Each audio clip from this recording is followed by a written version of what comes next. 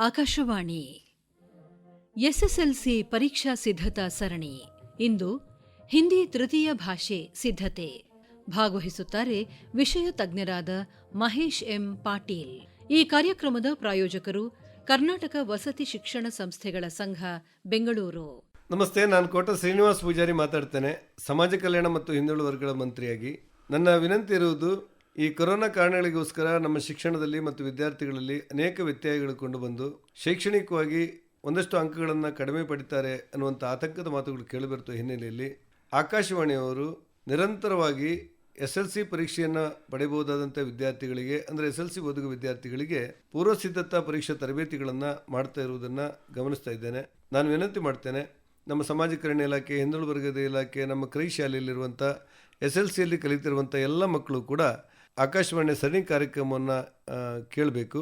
ಆ ಮೂಲಕ ತಮ್ಮ ಪರೀಕ್ಷಾ ಸಾಮರ್ಥ್ಯವನ್ನು ವೃದ್ಧಿಸಿಕೊಳ್ಳಲಿಕ್ಕೆ ಅವಕಾಶ ಮಾಡಿಕೊಡಬೇಕು ಅಂತ ವಿನಂತಿ ಮಾಡ್ತೇನೆ. ಧನ್ಯವಾದ. ಪ್ರೀತಿಯ ವಿದ್ಯಾರ್ಥಿಗಳೇ, ನೀವು ನಿಜವಾಗಿಯೂ ಅಭಿನಂದನಾರ್ಹರು. ಕಾರಣ ಕೋವಿಡ್-19 ಇಂಥ ವಿಷಮ ಪರಿಸ್ಥಿತಿಯಲ್ಲೂ ಕೂಡ ತಾವು 2 ವರ್ಷಗಳ ಕಾಲ ನಿಮ್ಮ ಅಧ್ಯಯನವನ್ನು ಮುಂದುವರೆಸಿದ್ದೀರಿ.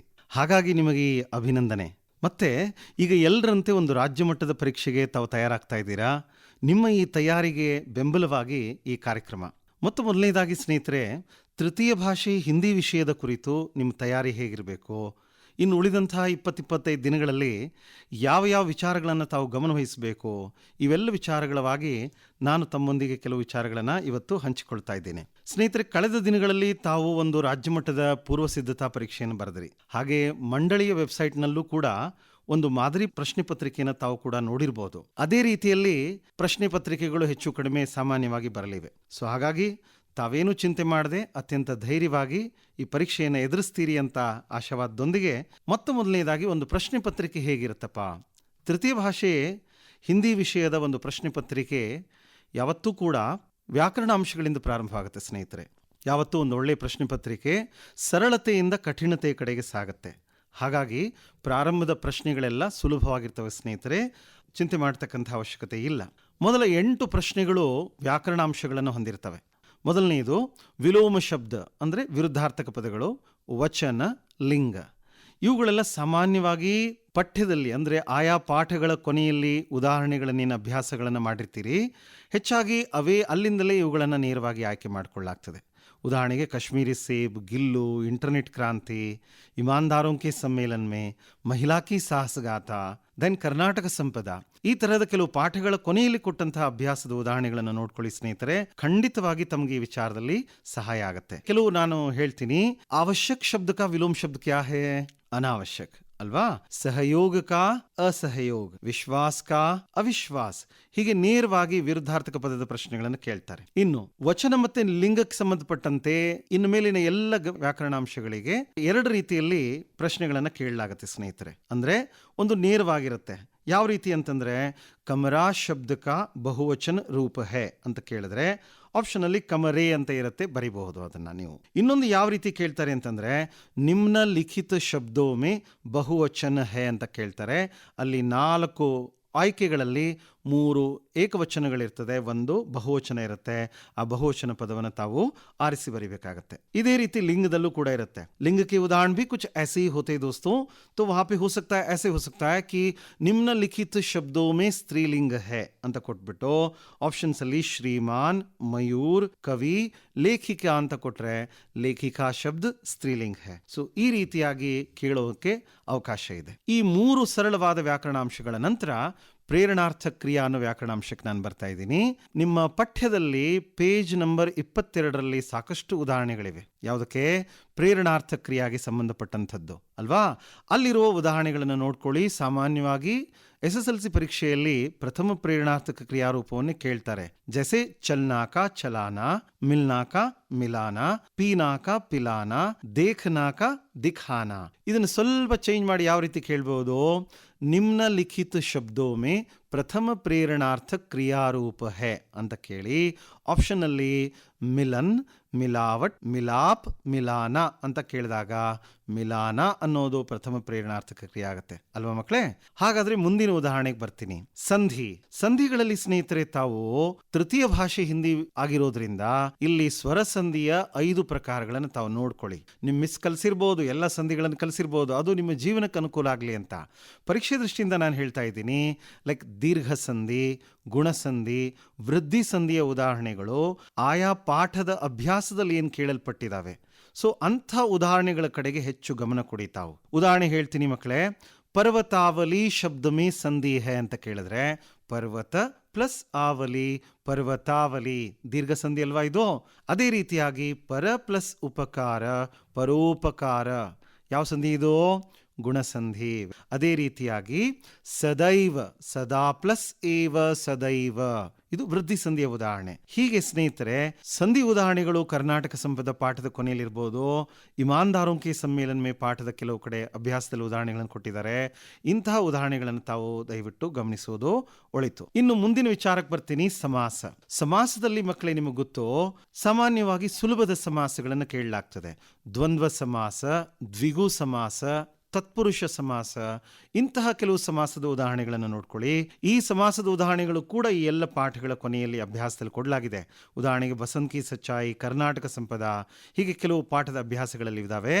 ಖಂಡಿತ ಇವನ್ನ ಗಮನಿಸಿ, ಬಹಳ ಸುಲಭವಾಗಿ ಐಡೆಂಟಿಫೈ ಮಾಡ್ಬೋದು. ಈ ಪ್ರಾರಂಭದ ಮೇನ್ಗಳು, ಈ ಪ್ರಶ್ನೆಗಳೆಲ್ಲ ಸರಳವಾಗಿರ್ತವೆ, ನೀವು ಹೆಚ್ಚು ವರಿ ಮಾಡ್ಕೊಳ್ಳೋದು ಬೇಡ. ಇನ್ನು ಸ್ನೇಹಿತರೆ, ಮುಂದಿನ ಒಂದು ವ್ಯಾಕರಣಾಂಶಕ್ಕೆ ಬರ್ತಾ ಇದ್ದೀನಿ. ವಿರಾಮ ಚಿಹ್ನ ಹಾಗೆ ಪುಸ್ತಕದಲ್ಲಿ ನೋಡಿದ್ರೆ ಸಾಕಷ್ಟು ಕೇಳಿದ್ದಾರೆ ಸ್ನೇಹಿತರೆ.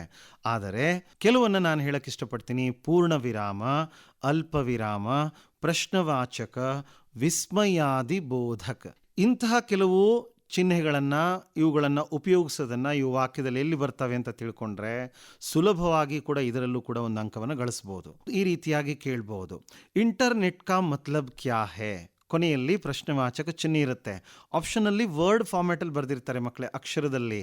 ಕೆಳಗಡೆ ಒಂದು ಸೆಂಟೆನ್ಸಲ್ಲಿ ಬರೆದಿರ್ತಾರೆ ವಾಕ್ಯಮೇ ಪ್ರಯುಕ್ತ ವಿರಾಮ ಚಿಹ್ನೆ ಹೇ. ಪ್ರಯುಕ್ತ ಅಂದರೆ ಉಪಯೋಗಿಸಿದ.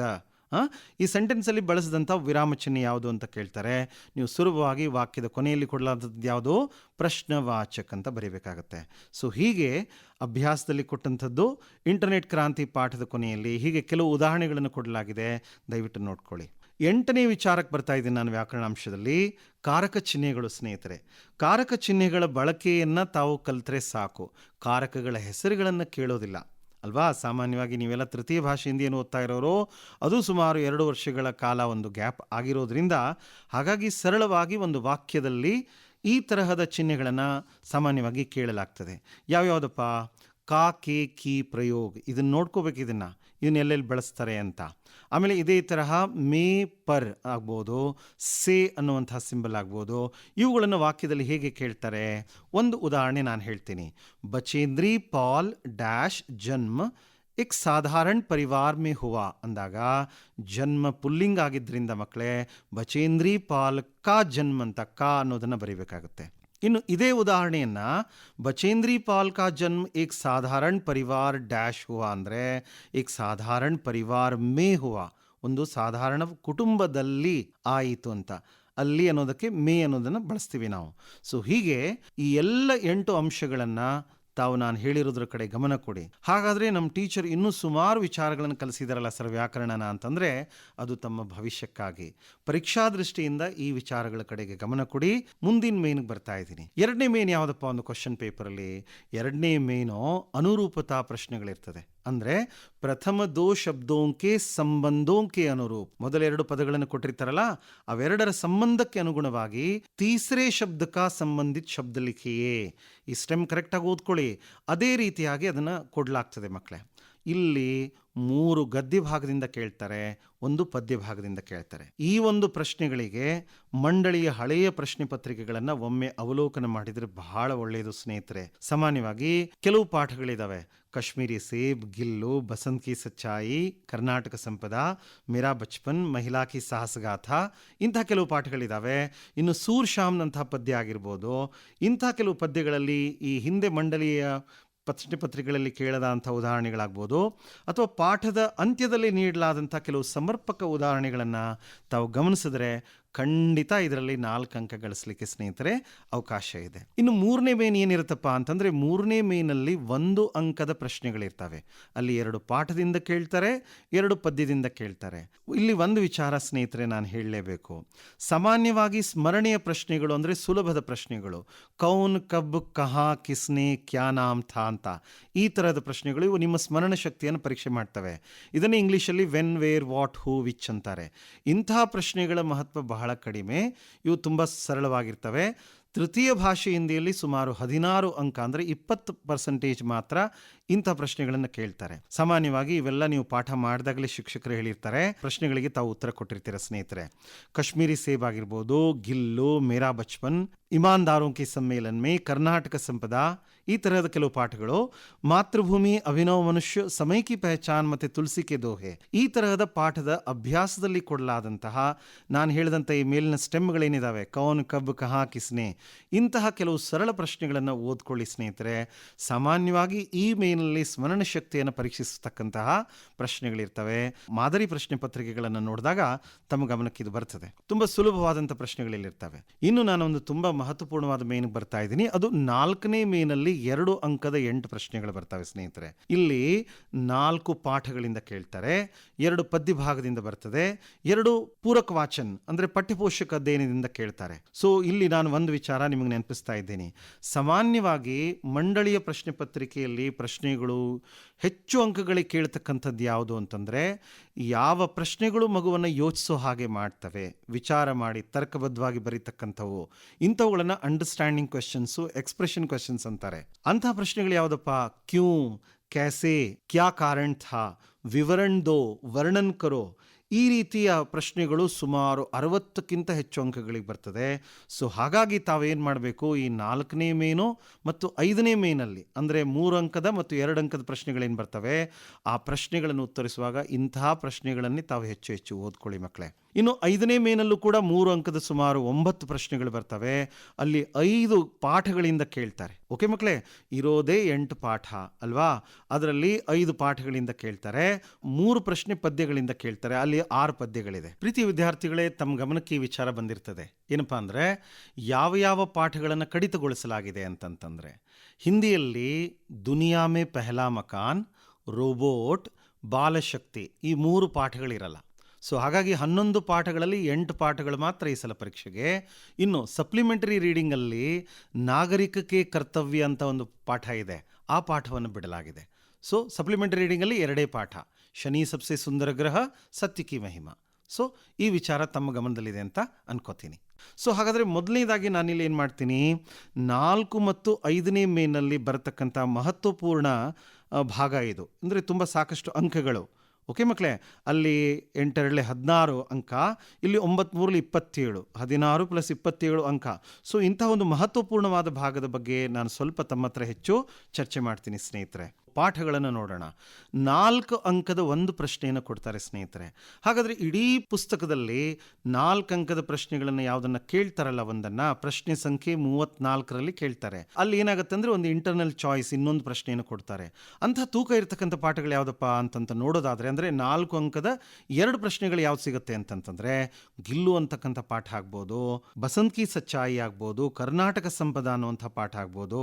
ಸೊ ಈ ಪಾಠಗಳಲ್ಲಿ ಬರ್ತಕ್ಕಂಥ ದೀರ್ಘೋತ್ತರಗಳನ್ನು ತಾವು ತಯಾರಿ ಮಾಡಿಕೊಳ್ಬೇಕು. ಉದಾಹರಣೆಗೆ ಕರ್ನಾಟಕ ಸಂಪದ ಪಾಠ ತಗೊಂಡ್ರೆ, ಕರ್ನಾಟಕ ಕಿ ಶಿಲ್ಪಕಲಾ और वास्तुकला का वर्णन कीजिए अल्वा, कन्नड़ भाषा तथा संस्कृति के लिए कर्नाटक के साहित्यकारों की क्या देन है ಅನ್ನುವಂಥದ್ದಾಗ್ಬೋದು.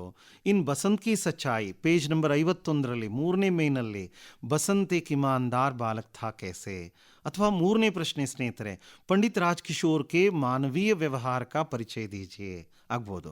ಇನ್ನು ಗಿಲ್ಲು ಪಾಠಕ್ಕೆ ಬರೋದಾದರೆ, ಗಿಲ್ಲು ಪಾಠ ಪೂರ್ತಿಯಾಗಿ ನಾವು ನೋಡ್ತೀವಿ ಮಹಾದೇವಿ ವರ್ಮಾ ಮತ್ತು ಆ ಅಳಿಲಿನ ಸಂಬಂಧ ಮತ್ತು ಆ ಅಳಿಲಿನ ಕ್ರಿಯಾಕಲಾಪಗಳ ಬಗ್ಗೆ. ಇಂತಹ ಪ್ರಶ್ನೆಗಳನ್ನು ತಾವು ಓದಿ ಚೆನ್ನಾಗಿ ಬರೆದು ಅಭ್ಯಾಸ ಮಾಡಿಕೊಂಡಿದ್ರೆ, ಇದರಲ್ಲಿ ಯಾವುದಾದ್ರೂ ಒಂದು ಪಾಠದ್ದು 4 ಅಂಕ ಬರೋದಾದರೆ, ಇನ್ನು ಉಳಿದಂಥ ಪ್ರಶ್ನೆಗಳು ವೇಸ್ಟ್ ಅಲ್ಲ ಸ್ನೇಹಿತರೆ, ಖಂಡಿತ ಅವು 3 ಅಂಕಕ್ಕೆ ಬಂದೇ ಬರುತ್ತೆ. ಸೊ ಹಾಗಾಗಿ ಈ ದಿಸೆಯಲ್ಲಿ ತಾವು ಉತ್ತಮ ತಯಾರಿಯನ್ನು ಮಾಡ್ಕೊಳ್ತೀರಾ ಅಂತ ಅನ್ಕೋತೀನಿ. ಇನ್ನು ಉಳಿದಂತಹ 3 ಅಂಕಗಳಿಗೆ ಯಾವ್ಯಾವ ಪಾಠಗಳು ಉಳಿತಪ್ಪ ಅಂತಂದ್ರೆ, ಇಂಟರ್ನೆಟ್ ಕ್ರಾಂತಿ ಪಾಠ ಇದೆ, ಮಹಿಳಾ ಕಿ ಸಾಹಸಗಾಥ ಇದೆ, ಇಮಾನ್ದಾರೋಂ ಕೆ ಸಮ್ಮೇಳನ್ ಮೇ ಇದೆ. ಇವನ್ನೆಲ್ಲ ತಾವು ಮಂಡಳಿಯ ಹಳೆಯ ಪ್ರಶ್ನೆ ಪತ್ರಿಕೆಗಳನ್ನು ನೋಡಿದ್ರೆ ಯಾವ್ಯಾವ ಪ್ರಶ್ನೆಗಳು ಹೇಗೆ ರಿಪೀಟ್ ಆಗಿದಾವೆ ಅನ್ನೋದನ್ನ ತಾವು ಗಮನಿಸಬಹುದು. ಇಂಟರ್ನೆಟ್ ಕ್ರಾಂತಿ ಅನ್ನುವಂತಹ ಪಾಠ ತಗೊಂಡ್ರೆ ಅಲ್ಲಿ ಸೋಷಿಯಲ್ ನೆಟ್ವರ್ಕಿಂಗ್ ಆಗ್ಬೋದು, ಇಂಟರ್ನೆಟ್ ಕಾ ಉಪಯೋಗ ಈ ತರದ್ದಾಗ್ಬೋದು. ಮಹಿಳಾ ಕಿ ಸಾಹಸಗಾಥ ತಗೊಂಡ್ರೆ ಎವರೆಸ್ಟ್ की चोटी पर पहुंचकर बचेंद्री ने क्या किया ಅನ್ನುವಂಥ ಪ್ರಶ್ನೆ, ಅಥವಾ ಪಹಾಡ್ ಪರ್ ಚढ़ने की तैयारी बचेंद्री ने कैसे की ಅಂತಂತದ್ದಾಗಬಹುದು. ईमानदारों की सम्मेलन में ಪಾಠದಲ್ಲಿ लेखक को भेजे गए निमंत्रण पत्र में क्या क्या लिखा गया था, लेखक ने कमरा छोड़कर जाने का निर्णय क्यों लिया. ಈ ತರಹದ ಕೆಲವು ಪ್ರಶ್ನೆಗಳನ್ನು ತಾವು ತಯಾರಿ ಮಾಡಿಕೊಂಡ್ರೆ ಸ್ನೇಹಿತರೆ 3 ಅಂಕದ ಪ್ರಶ್ನೆಗಳಿಗೆ ಅಥವಾ 2 ಅಂಕದ ಪ್ರಶ್ನೆಗಳಿಗೂ ಕೂಡ ಇದು ಸಾಕಷ್ಟು ನಿಮಗೆ ಸಹಾಯ ಆಗುತ್ತೆ. ಇಷ್ಟೆಲ್ಲ ನಾನು 3+3 6 ಪಾಠಗಳ ಬಗ್ಗೆ ಮಾತಾಡಿದೆ. ಇನ್ನು ಉಳಿದಿದ್ದು ಯಾವುದು? 2 ಪಾಠಗಳು. ಯಾವ್ಯಾವುದಪ್ಪ? ಕಾಶ್ಮೀರಿ ಸೇಬ್ ಮತ್ತೆ ಮೇರಾ ಬಚ್ಪನ್ ಅಂತಕ್ಕಂಥ ಪಾಠ. ಈ ಪಾಠಗಳಲ್ಲಿ ಸಾಮಾನ್ಯವಾಗಿ 2 ಅಂಕದ ಪ್ರಶ್ನೆಗಳು, ಇದರಲ್ಲಿ 2 ಅಂಕದ ಪ್ರಶ್ನೆಗಳು, 1 ಅಂಕದ ಪ್ರಶ್ನೆಗಳು ಸಾಮಾನ್ಯವಾಗಿ ಕೇಳಲಾಗುತ್ತೆ. ತಾವು ಇವುಗಳನ್ನ ನಾನು ಹೇಳಿದಂತಹ ಪ್ರಶ್ನೆಗಳ ಸ್ಟೆಮ್ ಅನ್ನ ಅದನ್ನ ನೋಡಿಕೊಂಡು ತಯಾರಿಯನ್ನ ತಾವು ಮಾಡ್ಕೋಬೇಕಾಗತ್ತೆ ಸ್ನೇಹಿತರೆ. ಪದ್ಯ ಭಾಗದ ವಿಚಾರಕ್ಕೆ ನಾನು ಬರ್ತಾ ಇದ್ದೀನಿ. 6 ಪದ್ಯಗಳಿದಾವೆ ಮಕ್ಕಳೇ ಅಲ್ವಾ? ಇಲ್ಲಿ ನಾವು ಒಂದು ಗಮನಿಸಬೇಕು, 2 ಅಂಕದ ಪ್ರಶ್ನೆಗಳು 2 ಬರ್ತವೆ, ಆಮೇಲೆ 3 ಅಂಕದ ಪ್ರಶ್ನೆಗಳು 3 ಬರ್ತವೆ, 4 ಅಂಕದ ಪ್ರಶ್ನೆ 1 ಬರುತ್ತೆ. ಸೊ ಇಷ್ಟೊಂದು ಪ್ರಶ್ನೆಗಳು ಸುಮಾರು ಈ 6 ಪದ್ಯದ ನಡುವೆ ಕೇಳಲಾಗುತ್ತೆ. ಹಾಗಾದ್ರೆ ನಾವು ಮೊದಲನೇದು ಏನ್ ಮಾಡೋಣ? ದೊಡ್ಡ ದೊಡ್ಡ ಪ್ರಶ್ನೆಗಳಿಂದ ಶುರು ಮಾಡೋಣ. 4 ಅಂಕದ ಪ್ರಶ್ನೆ ಯಾವ್ದು ಕೊಡ್ತಾರಪ್ಪ? ಪ್ರಶ್ನೆ ಪತ್ರಿಕೆಯಲ್ಲಿ ಸಾಮಾನ್ಯವಾಗಿ ಪ್ರಶ್ನೆ ಸಂಖ್ಯೆ 35 ಕಂಠಪಾಠಕ್ಕೊಂದು 4 ಅಂಕದ ಪ್ರಶ್ನೆ ಕೇಳಲಾಗ್ತದೆ. ತೃತೀಯ ಭಾಷೆ ಹಿಂದಿಯಲ್ಲಿ ನಿಮಗೆ ಸ್ನೇಹಿತರೆ ತುಳಸಿ ಕೆ ದೋಹೆ ಮತ್ತೆ ಕೋಶಿಶ್ ಕರ್ನೆ ವಾಲೋಂ ಕಿ ಹಾರ್ ನಹೀ ಹೋತಿ, ಈ 2 ಪದ್ಯಗಳು ಕಂಠಪಾಠಕ್ಕಿವೆ. ಆದರೆ ತುಂಬಾ ಉತ್ತಮವಾದಂತಹ ಸಂದೇಶವನ್ನು ಕೊಡ್ತಕ್ಕಂತಹ ಪದ್ಯಗಳು ಯಾವುದು? ದೋಹೆಗಳು. ಹಾಗಾಗಿ ದೋಹೆಗಳನ್ನು ಭಾವಾರ್ಥಕ್ಕೆ ಬಳಸ್ಕೊಂಡು ಈ ಪದ್ಯವನ್ನು ಕಂಠಪಾಠಕ್ಕೆ ಬಳಸ್ತಾರೆ. ಹಾಗಾಗಿ ಪೇಜ್ ನಂಬರ್ 153ರಲ್ಲಿ ಆ 6 ಸಾಲುಗಳನ್ನು ತಾವು ತಯಾರಿ ಮಾಡಿಕೊಂಡ್ರೆ 4 ಅಂಕ ತಮಗೆ ಕಟ್ಟಿಟ್ಟ ಬುತ್ತಿ. ಅದನ್ನು ತುಂಬ ಸುಂದರವಾಗಿ ಮುದ್ದಾಗಿ ಚೆನ್ನಾಗಿ ಬರೆದು ಪ್ರೆಸೆಂಟ್ ಮಾಡಿ ಸ್ನೇಹಿತರೆ. ನೆಕ್ಸ್ಟ್ 4 ಅಂಕದ ಒಂದು ಪ್ರಶ್ನೆ ಆದಮೇಲೆ ಇನ್ನು 3 ಅಂಕದ 3 ಪ್ರಶ್ನೆಗಳಿದಾವಲ್ಲಪ್ಪ, ಆ ದೊಡ್ಡ ಪ್ರಶ್ನೆಗಳ ಕಡೆಗೆ ಬರೋಣ. ಹಾಗಾದ್ರೆ ಅದರಲ್ಲಿ ಪದ್ಯದಲ್ಲಿ ದೊಡ್ಡ ಪ್ರಶ್ನೆ ಯಾವುದಪ್ಪ ಅಂದ್ರೆ ದೋಹೆ ಕಾ ಭಾವಾರ್ಥ. ಸಾಮಾನ್ಯವಾಗಿ 32ನೇ ಪ್ರಶ್ನೆಯಲ್ಲೇ ಇದನ್ನು ಕೇಳ್ತಾರೆ, ದೋಹೆ ಕಾ ಭಾವಾರ್ಥನ.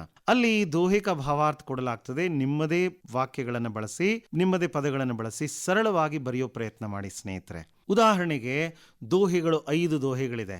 ಮೊದಲನೇ ದೋಹೆ ಆಗಿರ್ಬೋದು ಮುಖಿಯಾ ಮುಖ್ಸೋ ಚಾಹಿ ಆಗಿರ್ಬೋದು, 3ನೇ ದೋಹೆ ದಯಾ ಧರ್ಮ ಕಾ ಮೂಲ ಹೇ, ಅಥವಾ 5ನೇ ದೋಹೆ ರಾಮ ನಾಮಮಣಿ ದೀಪಧರು.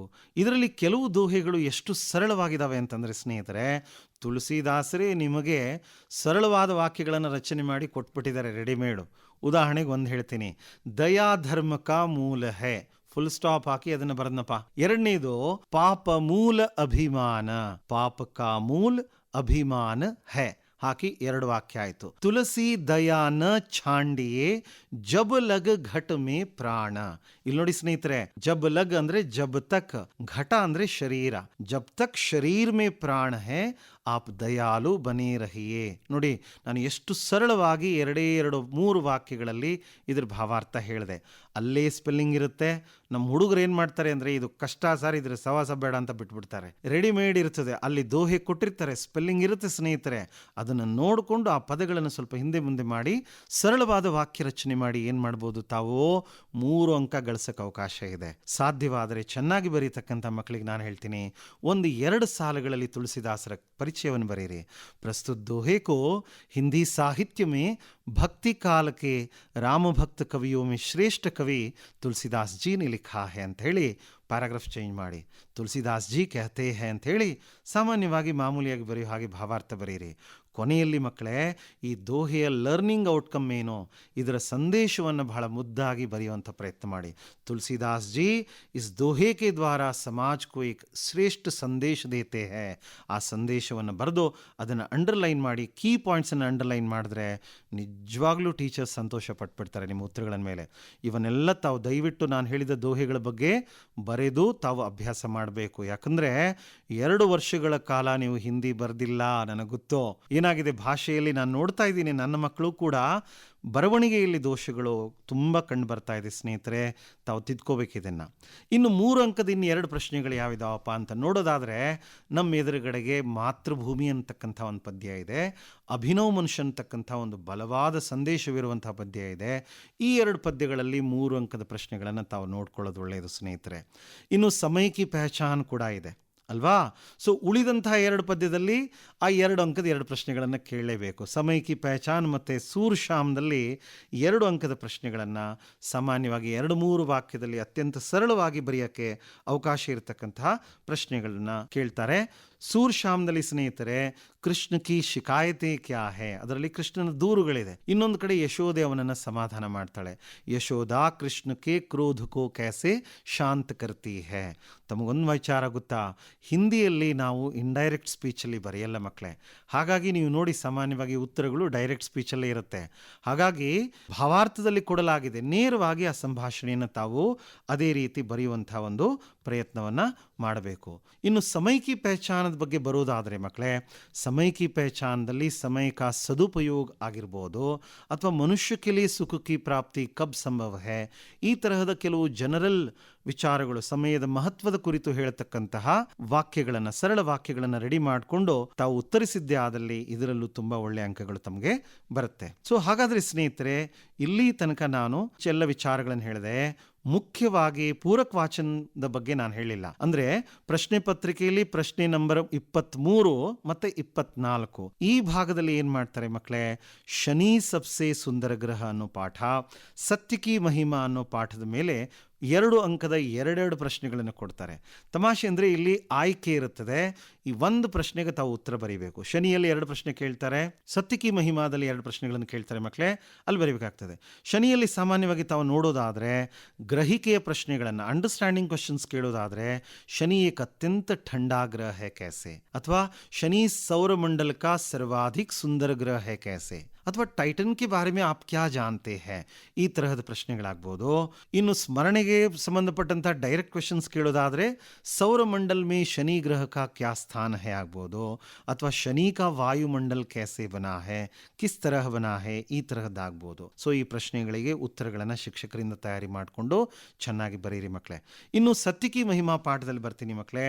ಸತ್ಯಕಿ ಮಹಿಮಾದಲ್ಲಿ ಸತ್ಯ ಕಾ ಸ್ವರೂಪ ಕ್ಯಾಸೆ ಹೋತಾ ಹೈ, ಅಥವಾ ಶಾಸ್ತ್ರ ಮೇ ಸತ್ಯ ಬೋಲ್ನೆ ಕಾ तरीका कैसे समझाया गया है, देन झूठ बोलने का परिणाम क्या होता है, ಈ ತರಹದ ಕೆಲವು ಉತ್ತಮ ಸಂದೇಶವಿರುವ ಪ್ರಶ್ನೆಗಳನ್ನು ಕೇಳ್ತಾರೆ. ಸೊ ಇವುಗಳನ್ನು ತಯಾರಿ ಮಾಡ್ಕೊಳ್ಳಿ. 2 ಪ್ರಶ್ನೆಗಳನ್ನು ಕೊಡ್ತಾರೆ, 1ಕ್ಕೆ ತಾವು ಉತ್ತರ ಕೊಡಬೇಕಾಗುತ್ತೆ. 2 ಅಂಕ, 3 ಅಂಕ ಮತ್ತೆ 4 ಅಂಕದ ಪ್ರಶ್ನೆಗಳಿಗೆ ಯಾವ್ಯಾವ ವಿಚಾರಗಳ ಕಡೆಗೆ ತಾವು ಗಮನ ಕೊಡಬೇಕನ್ನೋ ವಿಚಾರವನ್ನು ನಾನು ತಮ್ಮೊಂದಿಗೆ ಹಂಚಿಕೊಂಡಿದ್ದೇನೆ.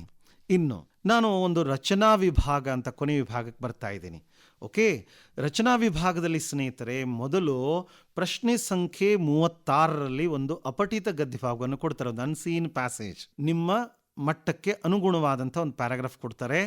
4 ಪ್ರಶ್ನೆಗಳಲ್ಲಿ ಉತ್ತರಿಸಬೇಕಾಗ್ತದೆ. ಇದನ್ನು ವಿದ್ಯಾರ್ಥಿಗಳು, ಹುಡುಗರು ಯಾವುದೇ ಕಾರಣಕ್ಕೂ ಮಿಸ್ ಮಾಡಬಾರ್ದು. ನಾವೇ ಒಂದು ಹೊಸ ಪಾಠವನ್ನು ಮಾಡುವಾಗ 4-5 ಬಾರಿ ಓದ್ಕೊಂಡು ನಿಮ್ಮ ಮುಂದೆ ಬರ್ತೀವಿ. ನೀವೇನು ಮಾಡಬೇಕಪ್ಪ, ನಿಮ್ಮ ಹತ್ರ 10 ನಿಮಿಷ ಇರುತ್ತೆ, ಇದರಲ್ಲಿ 2 ಅಲ್ಲ 3 ಬಾರಿ ಆ ಪ್ಯಾರಾಗ್ರಾಫನ್ನು ಓದ್ಕೊಳ್ಳಿ. 4 ಒಂದು ವಾಕ್ಯದ ಪ್ರಶ್ನೆಗಳಿರ್ತವೆ, ಅವುಗಳನ್ನೇನು ಮಾಡಿ ಆ ಪ್ರಶ್ನೆಯಲ್ಲಿ ಇರ್ತಕ್ಕಂಥ ಪ್ರಧಾನವಾದ ಅಂಶವನ್ನು ಆ ಪ್ಯಾರಾಗ್ರಾಫಲ್ಲಿ ಹುಡುಕಿ ಮತ್ತೆ ಆ ಇಡೀ ವಾಕ್ಯವನ್ನು ತೆಗೆದುಕೊಂಡು ಆ ಪ್ರಶ್ನೆಗೆ ಉತ್ತರ ಬರೀರಿ. ಬಟ್ ಒಂದು ಭ್ರಮೆಯಲ್ಲಿ ತಾವಿರಬಾರ್ದು. ಮೊದಲನೇ ಪ್ರಶ್ನೆಗೆ ಮೊದಲನೇ ವಾಕ್ಯದಲ್ಲಿ ಉತ್ತರ ಇರೋ ಸುಳ್ಳು, ಅದು ಜಂಬಲ್ ಆಗ್ಬೋದು, ಹೇಳಕ್ಕಾಗಲ್ಲ. ಓಕೆನಾ? ಸೊ ತುಂಬ ಸರಳವಾಗಿ ಇಲ್ಲಿ 4 ಅಂಕ ಗಳಿಸಕ್ಕೆ ಅವಕಾಶ ಇದೆ ಸ್ನೇಹಿತರೆ. ಇನ್ನು ಪ್ರಶ್ನೆ ಸಂಖ್ಯೆ 33ರಲ್ಲಿ ಒಂದು ಅನುವಾದದ ಪ್ರಶ್ನೆ ಬರುತ್ತೆ. ಸಾಮಾನ್ಯವಾಗಿ ತತ್ಸಮ ಪದಗಳು ಅಂದ್ರೆ ನೀವು ಕನ್ನಡದಲ್ಲಿ ಕೇಳ್ತೀರಾ. ಈಗ ಒಂದು ಉದಾಹರಣೆ ಹೇಳ್ತೀನಪ್ಪ. ವಚನಕಾರ ಬಸವಣ್ಣ ಕ್ರಾಂತಿಕಾರಿ ಸಮಾಜ ಸುಧಾರಕ್ ಥೇ. ಇದರಲ್ಲಿ ಥೇ ಅನ್ನೋದು ಬಿಟ್ರೆ ಬಾಕಿ ಎಲ್ಲ ನಾವು ಕನ್ನಡದಲ್ಲಿ ಕೇಳ್ದಂಗಿದೆ ಸರ್ ಅಂತಂತೀರಾ ನೀವು ಅಲ್ವಾ.